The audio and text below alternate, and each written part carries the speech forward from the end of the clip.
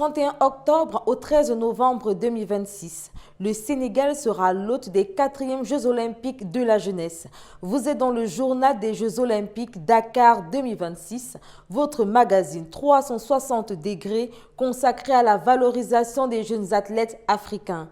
Découvrez l'histoire des Jeux olympiques de la jeunesse, le portrait de la sprinteuse ivoirienne Laurence Kouakou, espoir du 100 et 200 mètres, l'unique médaillé olympique du Sénégal, Amadou Diaba, le bilan des travaux des infrastructures par Mamadou Diak Nandiaye, le président du comité d'organisation, les règles de la boxe aux Jeux et la découverte du stade Iba Mar Diop, emblème sportif de Dakar qui s'est modernisé pour les Jeux olympiques de la jeunesse.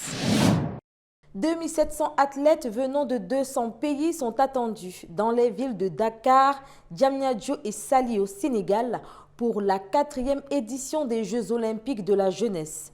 Pour le continent, l'accueil de ces Jeux pour la première fois représente une opportunité de transformation économique, sportive et sociale et de renforcement de l'image de l'Afrique sur la scène internationale. Focus sur l'historique des Jeux olympiques de la jeunesse de 2010 à Singapour à 2026 au Sénégal.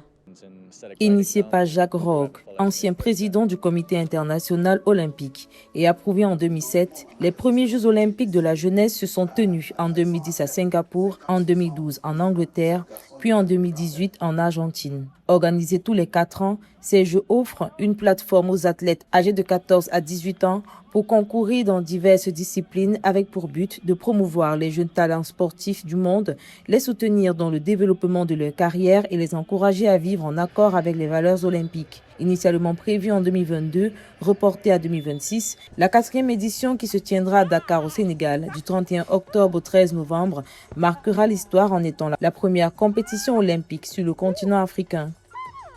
Certes, les JOJ Dakar 2026 seront un moment de rayonnement pour le Sénégal et pour l'Afrique. Mais au-delà, ces Jeux laisseront un héritage durable en matière d'infrastructures, d'équipements, d'organisation et de compétences et de confiance collective. À 6 mois de leur ouverture, notre pays compte, en plus des forces de défense et de sécurité, sur la mobilisation de sa jeunesse, du monde des arts et de la culture, ainsi que de nos partenaires extérieurs pour relever ce défi national et ce pari continental. Pour cette édition africaine, le choix de Dakar s'est imposé en raison de son projet qui vise à dynamiser l'économie, développer des infrastructures sportives et célébrer la culture africaine en plaçant la jeunesse au cœur de l'événement. Dans la perspective des Jeux olympiques de la jeunesse, la mobilisation des forces de défense et de sécurité est totale. La gendarmerie et la police nationale préparent un dispositif de sécurisation complet pour Dakar, Diamniadio et Saly. Le sport contribue à l'épanouissement des populations, au renforcement de l'unité nationale et au rayonnement international de notre pays. Des milliers de personnels appuyés par des moyens terrestres, maritimes et aériens seront engagés afin de garantir la sérénité de cet événement historique. Le Sénégal innove avec la Learning Academy, un programme de formation sur plusieurs mois avec pour objectif de faire de la jeunesse des acteurs clés de l'organisation de cet événement olympique. Près de 2700 athlètes sont attendus, défendant les couleurs de 206 pays autour de 35 disciplines. Pour l'Afrique, ces Jeux représentent l'opportunité de stimuler la transformation économique, sportive et sociale, renforcer l'image du continent et valoriser la jeunesse. La sprinteuse ivoirienne Laurence Kouakou, spécialiste du 100 et 200 mètres, est à la quête du minima obligatoire valant qualification pour les Jeux olympiques de la jeunesse 2026. Du championnat national au meeting Gabriel Tiako, portrait de l'espoir du sprint ivoirien.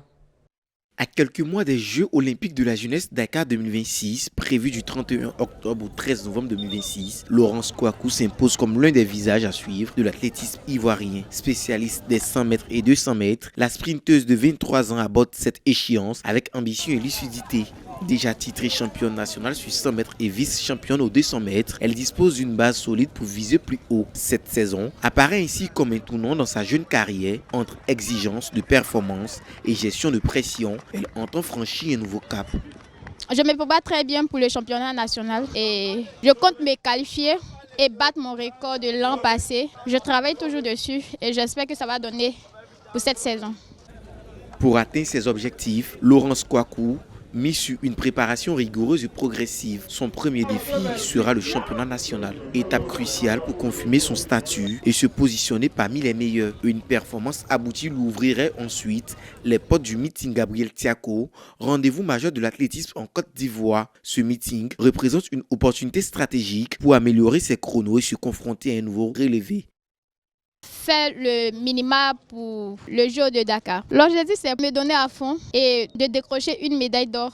Déterminée, la sprinteuse ivoirienne affiche clairement ses ambitions pour cette saison décisive. Son objectif est sans équivoque, réaliser les minima pour décrocher son ticket pour Dakar. Au-delà de la qualification, Laurence Kouakou vise une performance de premier plan sur la scène continentale. Des ambitions qui traduisent l'état d'esprit d'une athlète tournée vers l'excellence et prête à défendre les couleurs ivoiriennes. Figure emblématique de l'athlétisme mondial, Amadou Diaba a marqué l'histoire du sport africain en remportant la médaille d'argent du 400 mètres haies aux Jeux olympiques de Séoul en 1988, l'unique médaille olympique de l'histoire du Sénégal. Désormais entraîneur et dirigeant, il est un exemple pour les jeunes athlètes qui participent aux Jeux olympiques de Dakar 2026. Retour sur ses exploits. Amadou Diaba se fait connaître mondialement aux Jeux olympiques de Séoul en 1988, où il remporte la médaille d'argent du 400 mètres haies avec un temps de 47,27 secondes.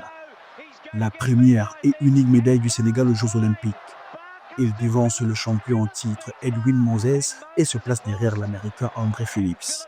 Il confirme sa régularité avec une médaille d'or au premier Jeu de la francophonie à Casablanca en 1989 et plusieurs titres continentaux et nationaux, dont 6 championnats d'Afrique et des titres en France et au Sénégal. C'est des souvenirs qui me trottent dans la tête souvent parce que c'est des choses inoubliables pour une personne. C'est une première, donc c'est normal que ça soit vraiment inoubliable. C'est pas facile, donc il faut s'y prendre très tôt. En 84, j'étais finaliste, donc il faut pas l'oublier. En 83 aussi, j'étais finaliste au championnat du monde. Et donc, je faisais partie des meilleurs coureurs de 400 mètres haies du monde. Après sa carrière sportive, Diaba devient entraîneur et dirigeant. Il entraîne les relais 4 x 100 mètres du Sénégal aux Jeux olympiques d'Atlanta 1996 et l'équipe nationale d'Arabie Saoudite de 1997 à 2000. Aujourd'hui, il dirige le centre de développement de l'athlétisme africain à Dakar et occupe des fonctions importantes au niveau africain international, vice-président de l'Association mondiale des Olympiens, membre du Comité national olympique sénégalais et de l'Association des comités nationaux olympiques africains, l'ACNOA. On peut ouvrir une porte, mais il faut que les autres aussi ils s'engouffrent. Et j'aimerais bien qu'il y ait d'autres médaillés sénégalais. Je pense que d'ici peut-être 2028, on aura une autre médaille et pourquoi pas les autres Olympiades qui vont venir, ne pas attendre 40 ans pour que le Sénégal puisse avoir une médaille. Et je prie Dieu pour qu'il y ait un Sénégalais qui me succède, pour que pas une deuxième place, mais une première place. Son parcours reste un repère pour le sport sénégalais et africain. L'exploit de Séoul en 1988 fait du Sénégal le premier pays africain médaillé aux Jeux olympiques dans cette discipline. À l'approche des Jeux olympiques de la jeunesse 2026 à Dakar, Amadou Diaba reste un exemple de rigueur et de régularité pour les jeunes athlètes africains, symbolisant la réussite au plus haut niveau mondial. Le président du comité d'organisation des Jeux, Mamadou Diakna Ndiaye, se livre et annonce un taux de réalisation des infrastructures de 96%. 8 sites repartis entre Dakar, Diamniadio et Saly sont prévus pour la compétition. À l'approche du premier événement olympique sur le continent africain, le président du comité d'organisation des Jeux olympiques de la jeunesse COJOJ, Mamadou Diakna Ndiaye, affiche l'optimisme quant à la livraison des chantiers. Selon le président du comité d'organisation, Le taux global de réalisation des infrastructures frise désormais les 96%, une progression fulgurante par rapport aux 67% enregistrés en début des travaux. Initialement prévus pour 2022, les Jeux olympiques ont été reportés à 2026 en raison de la pandémie de Covid-19. Ce délai supplémentaire a été transformé en opportunité pour le comité d'organisation. L'objectif est clair, permettre à toutes les disciplines de concourir dans le confort optimal d'un sportif de haut niveau. On aurait même pu, dans les délais impartis, le faire en 2022. Mais le Covid est passé par là. Et ça nous a donné beaucoup plus de temps pour nous organiser, d'où l'émergence du stade du Sénégal, d'où beaucoup de choses qui sont en train en infrastructure de se faire. Le but du jeu, encore une fois, c'est que tous les compartiments du jeu, toutes les disciplines éligibles aux Jeux olympiques de la jeunesse participent et dans la plénitude du terme et dans le confort et dans les attributs d'un sportif de haut niveau. Le COJOS anticipe les risques de retard liés aux pluies sur le stade Iba Mar Diop grâce à un partenariat avec le génie militaire. Les JOJ 2026 se déploient sur 8 sites. Dakar accueille le Tour de l'œuf, Iba Mar Diop et la Corniche Ouest. À 30 km, Diamniadio regroupe la Dakar Arena, le stade Abdoulaye Wade, le centre équestre et le village olympique. Enfin, la station de Saly sera dédiée aux disciplines de plage et nautique. Cette organisation territoriale vise à offrir des infrastructures de haut niveau à toutes les disciplines. Un impondérable possible nous a été signalé. S'il pleut, est-ce que ça n'entraîne pas des délais dans la livraison des travaux? Eh bien, là aussi, nous l'avons anticipé, puisque nous avons parlé avec la société militaire, avec l'état-major. Vous savez qu'il y a une direction qui s'appelle la direction du génie militaire. Et à ce moment-là, dès les premiers pluies, dès la météo annoncée, ils vont se mettre en rapport avec les équipes en charge de la finalisation, construction de Iba Mar. Le comité d'organisation des Jeux du Dakar 2026 a annoncé le 26 mars 2026 lors d'une conférence de presse que les travaux de construction et de rénovation des sites sont réalisés à 97%. Les installations seront livrées fin avril, à 7 mois des Jeux prévus du 31 octobre au 13 novembre. Mais il faut venir voir l'état réel d'avancement. Et très sincèrement, à la décharge du ministre des Infrastructures, quand il est arrivé, la jauge d'exécution des travaux était à peu près de 67, je ne sais pas si Abdou est là.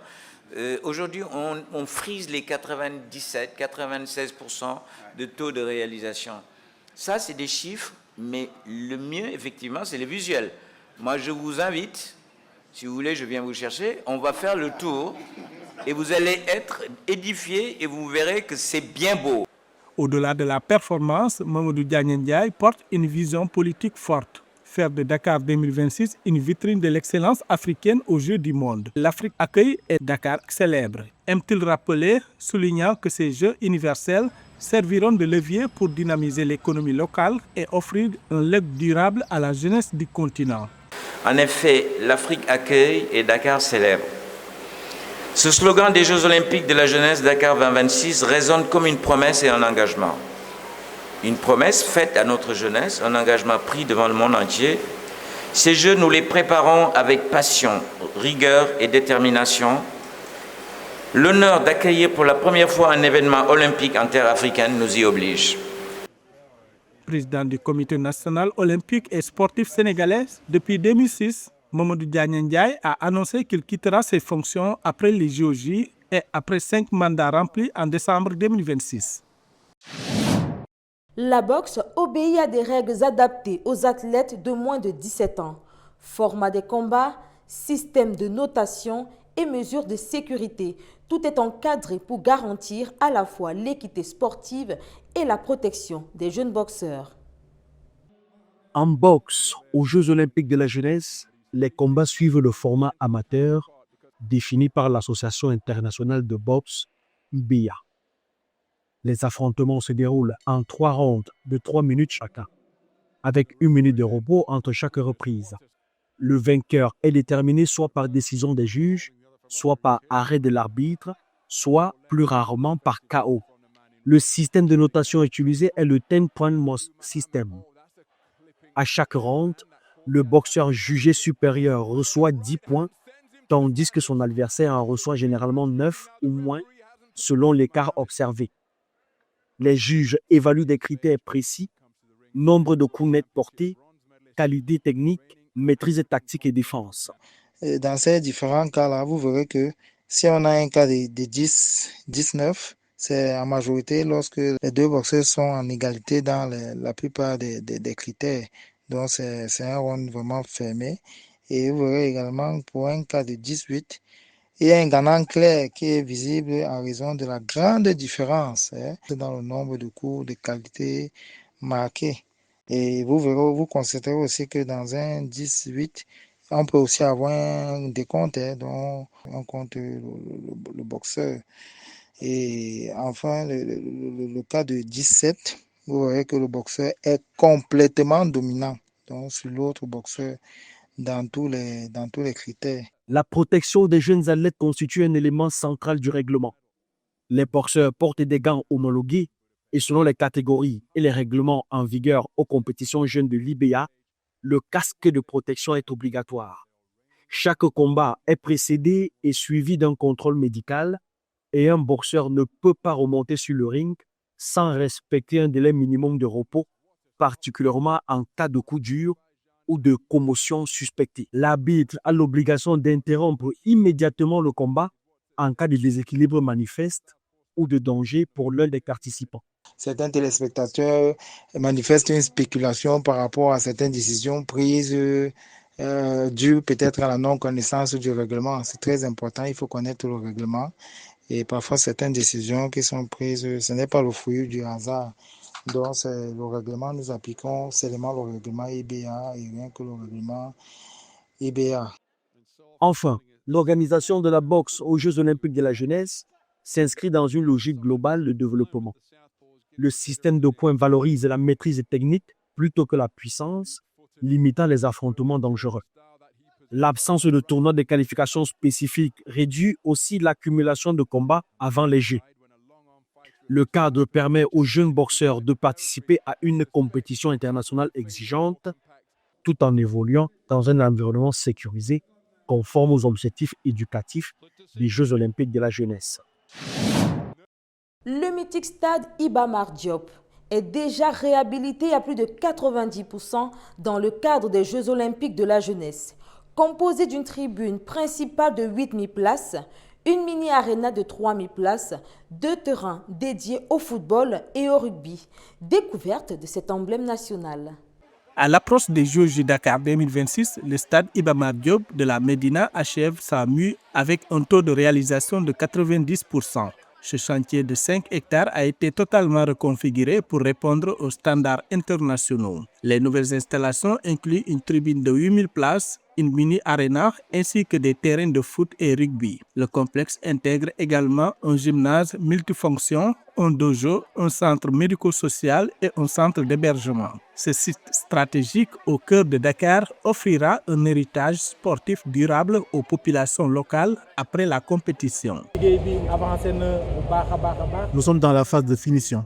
Les travaux sont réalisés à 90% et les Sénégalais peuvent être rassurés. Pour le terrain de handball, il ne reste qu'à poser le bardage et finaliser quelques revêtements de sol, les portes et les faux plafonds. Pour la tribune de football, nous allons entamer le carrelage des escaliers et la pose de l'éclairage. Ce sont des travaux de finition qui ne nécessitent pas beaucoup de temps. 96% d'avancement.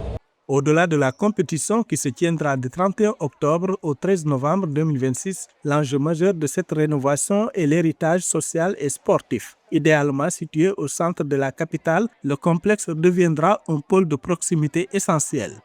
Très important de noter, c'est que c'est un site qui va bénéficier aux Dakarois, aux Sénégalais, pour les élèves, pour les écoles, les associations sportives, pour aussi les fédérations nationales qui pourront organiser des événements puisque ce gymnase est multifonction. Donc il y a beaucoup de sports qu'on peut pratiquer ici. Donc c'est un complexe qui va vraiment en termes d'héritage être très très utile pour les Sénégalais parce qu'il est bien localisé en plein de Dakar. Donc il y a beaucoup d'écoles à proximité et il sera facile d'accès. Et ça c'est important dans le programme des Jeux d'avoir choisi des sites qui sont vraiment situés au cœur de la ville et pas d'être allé construire peut-être des stades très très grands en banlieue, etc. ou très loin de Dakar.